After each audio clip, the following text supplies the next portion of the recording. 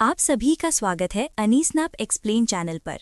आज हम बात करने वाले हैं जुजुत्सु काइजन के सीजन 3 की शुरुआत की, जहां से स्टार्ट होता है खतरनाक कलिंग गेम आर्क।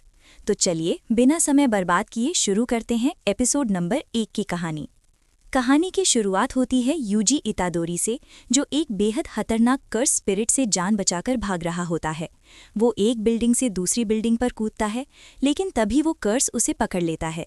तभी अचानक कोई उस कर्स पर हमला करता है और वही कर्स यूजी के ऊपर आकर गिर जाता है। ये हमला यूता ओकोत्सु करता है, जो यूजी को मारने के मिशन पर आया होता है। अब कहानी थोड़ी पीछे जाती है। हम ज़ेनिन क्लैन के सबसे छोटे सदस्य नाओया ज़ेनिन को देखते हैं, जो अपने घमंड और जहरीली सोच को खुलकर दिखाता है। वो खुद को सबसे ऊपर मानता है और दूसरों को नीचा दिखाता है। इसी बीच ओगी ज़ेनिन और जिनीची ज़ेनिन आते हैं और बताते हैं कि नाओया के पिता अब अपनी आखिरी सांसों पर हैं। लेकिन नाओया को इससे कोई फर्क नहीं पड़ता, क्योंकि उसके हिसाब से ज़ेनिन क्लैन का अगला हेड वही बनने वाला है। वो ओगी की बेटियों पर ताना मारता है और जिनीची की शक्ल तक का मजाक उड़ाता है।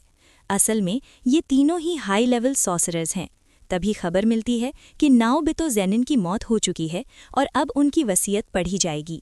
वसीयत के मुताबिक नाओया को ज़ेनिन क्लैन का अगला मुखिया बनाया जाना है और सारी ज़मीन, संपत्ति और कर्स्ड टूल्स उसी के होंगे।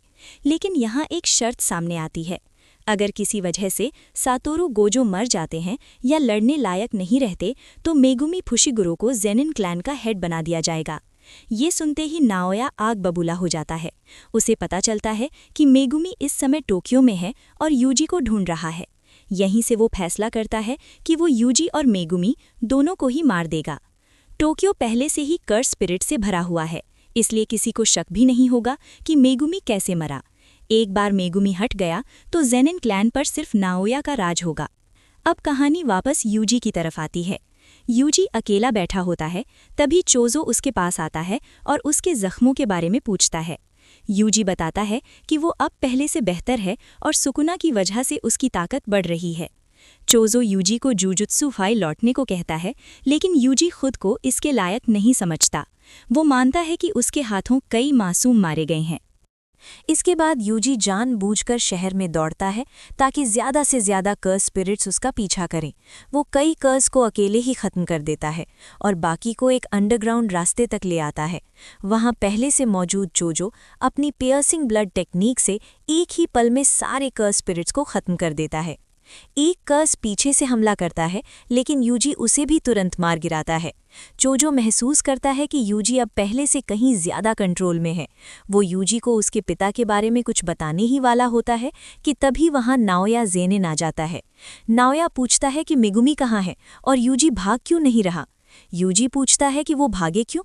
नाओया बताता है कि यूजी को मौत की सज़ा मिल चुकी है, क्योंकि अब गोजो उसे बचाने के लिए मौजूद नहीं है। अगले ही पल नाओया हमला कर देता है। यूजी और चोजो उसकी रफ्तार के सामने टिक नहीं पाते। चोजो समझ जाता है कि नाओया के पास कोई खास टेक्निक है। तभी पूरे इलाके में एक बेहद भारी कर्स्ड एनर्जी महसूस होती है। यूजी को लगता है कि शायद गोजो आ गए हों, लेकिन जब वो पीछे मुड़ता है तो सामने यूता ओकोत्सु खड़ा होता है। यूता ऊपर से छलांग लगाता है और ज़मीन में गड्ढा बन जाता है। नाओया उसे पहचान लेता है, वही स्पेशल ग्रेड सॉर्सरर जिसे यूजी को मारने का ऑर्डर मिला है। इसके बाद यूजी और यूता आमने सामने आ जाते हैं। यूजी पूरी ताकत से लड़ता है, लेकिन यूता की कर्स्ड एनर्जी बहुत ज़्यादा होती है। यूता की तलवार तक तोड़ देता है, लेकिन तभी एक विशाल कर्स सामने आता है, रीका यूजी को मजबूती से पकड़ लेती है और वो हिल भी नहीं पाता। यूता अपनी टूटी तलवार उठाता है, आगे बढ़ता है और यूजी के सीने में घोंप देता है। वो कहता है, मुझे माफ़ करना यूजी इतादोरी। और इसी के साथ यूजी की कहानी यहीं ख़त्म हो जाती है। एपिसोड भी इसी दर्दनाक मोड़ पर आकर ख़त्म हो जाता है। अब सवाल यही है, क्या यूजी सच में मर चुका है? इसका जवाब मिलेगा अगले एपिसोड।